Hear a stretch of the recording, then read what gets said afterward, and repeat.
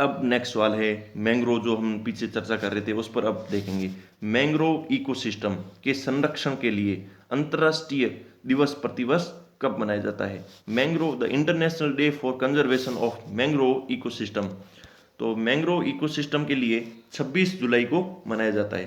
पहले देख लेते हैं मैंग्रोव क्या होता है। मैंग्रोव भी एक प्रकार का इकोटोन है। अब आप पूछोगे इकोटोन क्या है, वो भी देखते हैं। मैंग्रोव क्या होता है कि एक प्रकार की छोटे छोटी और झाड़ियाँ और इस प्रकार के ट्रीज होते हैं, वृक्ष होते हैं ना। तो वृक्ष क्या होते हैं कि जैसे मान लो ये भूमि है और ये समुद्र है, तो जहाँ पर ये भूमि पूरी हुई और समुद्र शुरू हुआ ना, तो इसके बीच का ये एरिया क्या होता है, मतलब इसमें थोड़ा पानी भी होगी और जमीन भी होगी, तो इस प्रकार का बिल्कुल एक कीचड़ टाइप का होता है। उसमें इस प्रकार के पौधे उगते हैं जो कि लवणीय मृदा होते हैं, मतलब वो अपने जो तना होते हैं ना उसमें लवण, मतलब नमक को, इस प्रकार के लवणों को संचित करते रहते हैं। तो ये क्या होता है कि ये भी एक प्रकार का इकोटोन इसके बोलते हैं। क्यों इकोटोन इसलिए बोलते हैं कि यहाँ पर जमीन और पानी दोनों की प्रॉपर्टीज पाई जाती है। तो ये मैंग्रोव क्या है, एक प्रकार का पौधा है जो कि इकोटोन का एक उदाहरण है। ठीक है। तो यहाँ पर ये अपने पूरे भारत के तटीय जो भी कोस्टल एरिया है ना, यहाँ पर ये मैंग्रोव, इस प्रकार के मैंग्रोव उगते हैं। मैंग्रोव, रेड मैंग्रोव भी होता है, व्हाइट मैंग्रोव भी होता है, ब्लैक मैंग्रोव भी होते हैं। तो ये इस प्रकार का होता है। समझ में आ गया ना कि मतलब ये जमीन और ये पानी, तो इन दोनों के जो भी जहाँ पर भी ये जुड़ते हैं ना, यहाँ पर मैंग्रोव, अच्छा, मैंग्रोव उगते हैं। ठीक। मैंग्रोव के बारे में एक ये धारणा बोली जाती है कि ये केवल और केवल कीचड़ में उगते हैं, ऐसा नहीं है। ये मरुस्थल में भी उग सकते हैं। और बोलते हैं कि केवल और केवल लवणीय पानी में उगते हैं, ऐसा नहीं है। ये मीठे पानी में, फ्रेश वाटर में भी उग सकते हैं। ये इस प्रकार की दो, ये बोलते हैं ना कि केवल ये कीचड़ में उगने वाले पौधे हैं, ये बिल्कुल गलत अवधारणा है। तो ये कब मनाया जाता है? 26 जुलाई को। ये 26 जुलाई को मनाया जाता है। अंतर्राष्ट्रीय दिवस हर साल 26 जुलाई को मनाया जाता है। इसका यूनेस्को का हेडक्वार्टर कहाँ है? पेरिस, फ्रांस में। यूनेस्को संयुक्त राष्ट्र शैक्षिक, वैज्ञानिक और सांस्कृतिक संगठन, educational, scientific and cultural organisation के सामान्य सम्मेलन द्वारा इस दिन को अपनाया गया था। 2015 में यूनेस्को ने इसे अपनाया गया था। और united nation education, scientific and cultural organisation, this day is also known as world mangrove day, है ना। इसे तो हम मतलब वर्ल्ड मैंग्रोव डे के बारे में भी जानते हैं। तो एम क्या है? The raise awareness of the importance of mangrove ecosystem, a unique, special and vulnerable ecosystem. मतलब कि इंपॉर्टेंस समझना है मैंग्रोव इकोसिस्टम का, इसे यूनिक बनाना है, स्पेशल बनाना है, और वल्नरेबल, जो भी जिस प्रकार का भी इसे खतरा है उसे हमें समाप्त करना है। द रेज अवेयरनेस, मतलब हमें अवेयरनेस, लोगों को जागरूकता फैलानी, रेज यानी फैलाना।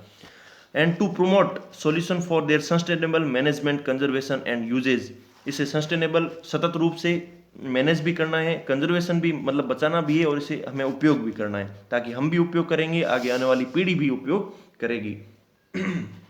भारत में संपीड़ित बायोगैस, कंप्रेस्ड बायोगैस प्रोजेक्ट के लिए गेल ने किसके साथ समझौता साइन किया है?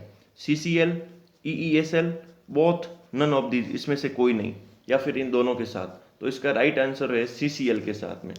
तो बायोगैस, इसमें क्या किया है कि भाई CCL और CBG ने, लंदन UK की है, इसने क्या किया है कि इन्होंने एक इस प्रकार का समझौता किया है कि हम इस प्रकार के प्लांट पर काम करेंगे। किस प्रकार के? कंप्रेस्ड बायोगैस के गैस के प्लांट पर, इस पर हम काम करेंगे। तो उसमें क्या होगा कि the CBG project will support India future energy access and efficiency, sustainable and security. मतलब फ्यूचर की जिस प्रकार की हमें एनर्जी की जरूरत होगी, उसे, उसकी दक्षता को बढ़ाना है और उसे सतत रूप से उपयोग करना है, तथा हमारी सिक्योरिटी भी बढ़ानी है, ताकि हमें किसी और देश पर निर्भर नहीं रहना पड़े। ये सतत का क्या है? Sustainable options toward affordable transportation.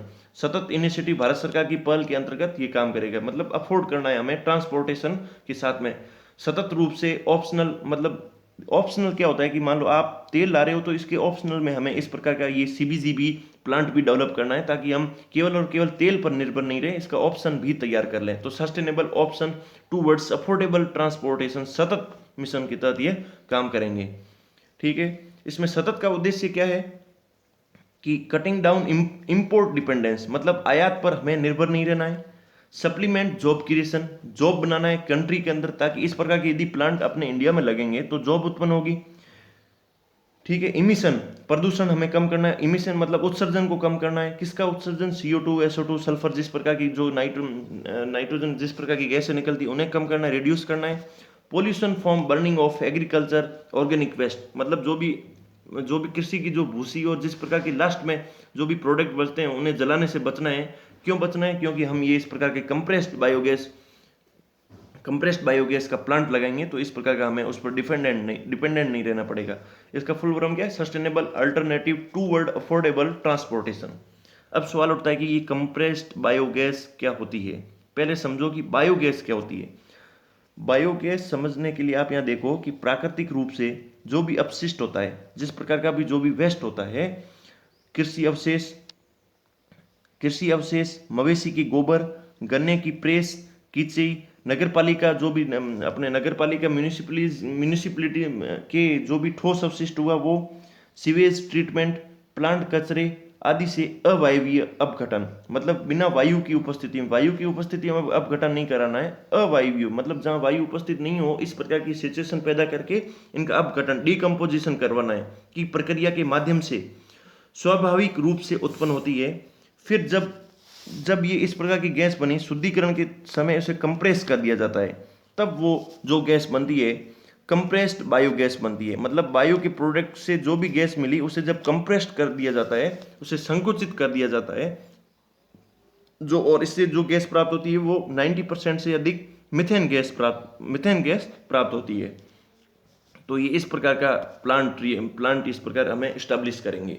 अब एडवांटेज ऑफ CBG क्या है, कि मतलब इसके बेनिफिट क्या है। तो CBG के एडवांस है कि boost of entrepreneurship, rural economy and employment, रोजगार पैदा होगा किसके लिए? ग्रामीण इकोनॉमी के लिए, एंटरप्रेन्योरशिप उत्पन्न होंगे।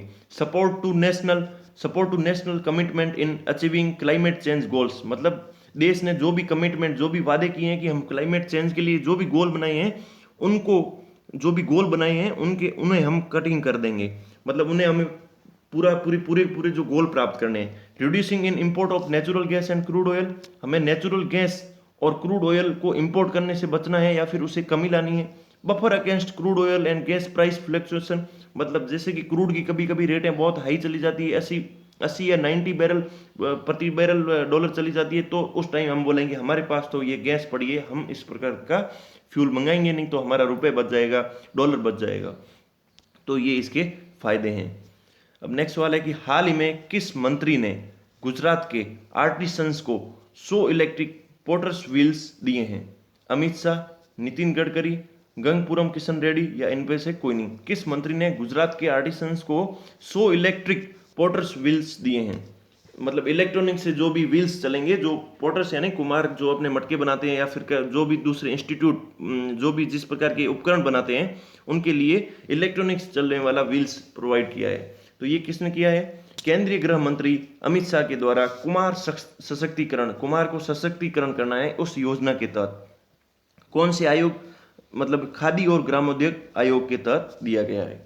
ठीक, ये कौन सी है? Under MSME ministry, micro small khadi ग्रामोद्योग उद्योग सूक्ष्म लघु एवं मध्यम उद्यम मंत्रालय।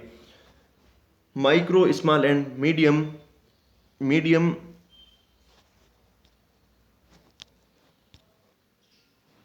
तो इसका MSME मिनिस्ट्री के तहत है, और सूक्ष्म लघु एवं मध्यम उद्यम मंत्रालय भारत सरकार के तहत। ब्रांड क्या है इसका? खादी इंडिया ब्रांड बन रखी है।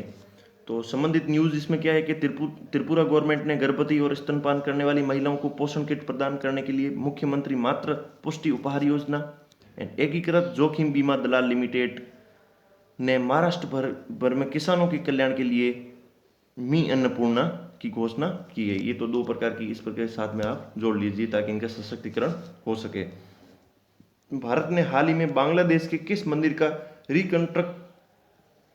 रिकंस्ट्रक्ट करवाने के में सहयोग दिया है? मतलब उसे वापिस पुनर्निर्माण बनाने में, रिकंस्ट्रक्शन करवाने में सहयोग किया है। तो काली मंदिर, दुर्गा मंदिर, Vaishno Devi and none of these. तो इसका राइट आंसर है काली मंदिर को रिकंस्ट्रक्शन मतलब वापिस उसे पुनर्निर्माण करवाने के लिए सहयोग दिया है। भारत का पहला सोलर फेरी नौका जिसे हाल ही में गुस्तेव ट्रोव अवार्ड यूरोप के लिए चुना गया है। आदित्य, विक्रम, ध्रुव या फिर इनमें से कोई नहीं। अपना जो भी सोलर है उसे मतलब इस यूरोप के कौन से पुरस्कार के लिए चुना गया है, तो इसका राइट आंसर होगा आदित्य। तो आदित्य मिशन में क्या किया है कि आदित्य में क्या है कि भारत का पहला ये सौर ऊर्जा संचालित नौका है, मतलब सौर ऊर्जा से चलने वाली नाव है। इसे गुस्ताव ट्रावे अवार्ड के लिए एशिया से एकमात्र चुना गया ये नाव है। गुस्ताव ट्रावे अवार्ड यूरोप का अवार्ड है, उसके लिए इसे चुना गया है। इसे कौन संभालता है वैसे इस नाव को? केरल राज्य जल परिवहन निगम परिवहन विभाग द्वारा संचालित। And Kochi solar and electronic boats Kochi द्वारा ये कोची द्वारा निर्मित किया गया है। ये आदित्य है, ठीक है। एक अपने पहले विक्रम सुना था, ये लैंडर था जिसने लैंड किया था मिशन ऑफ चंद्रयान का। विक्रम क्या है? लैंडर है। इसका रोवर कौन था? रोवर इसका प्रज्ञान था, है ना।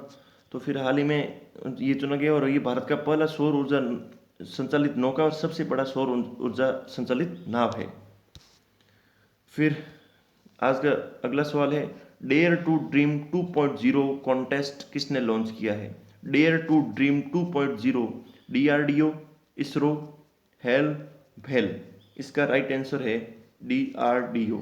इसमें क्या होगा, डीआरडीओ ने क्या किया है कि हाल ही में डीआरडीओ ने इनोवेटर्स व नए स्टार्टअप शुरू करने वालों के लिए, इनोवेटर्स जो भी इनोवेशन करते हैं कि हम इस प्रकार के इनोवेशन है हमारे पास, इस प्रकार की चीज़ बना सकते हैं, नए स्टार्टअप्स नए उद्यम जो भी खोलते हैं उनके लिए एपीजे अब्दुल कलाम की 5वीं पुण्यतिथि पर ये कॉन्टेस्ट लॉन्च किया है। इसका उद्देश्य क्या है? प्रमोट करना है किसको? इनोवेटर्स एंड स्टार्टअप्स को, जो भी इनोवेशन करते हैं और जो भी इस प्रकार का स्टार्टअप खोलना चाहते हैं उसके लिए।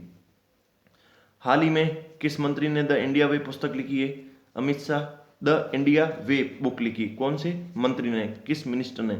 Amit Shah, Prakash Javadekar, S Jaishankar, doctor Harshvardhan. तो इसका राइट आंसर है एस जयशंकर। तो आज के लिए ये वीडियो पूरा होता है। आप इस चैनल को सब्सक्राइब कर सकते हो। थैंक यू मेरे साथ बने रहने के लिए। Like, comment, share and subscribe कर सकते हो। अब वक्त है विदा लेने का। मिलते हैं एक नई सीरीज़ के साथ में। स्टैटिक जीके की सीरीज़ अब थोड़ी देर बाद इस चैनल पर अपलोड हो जाएगी, आप उसे भी विजिट कर सकते हो।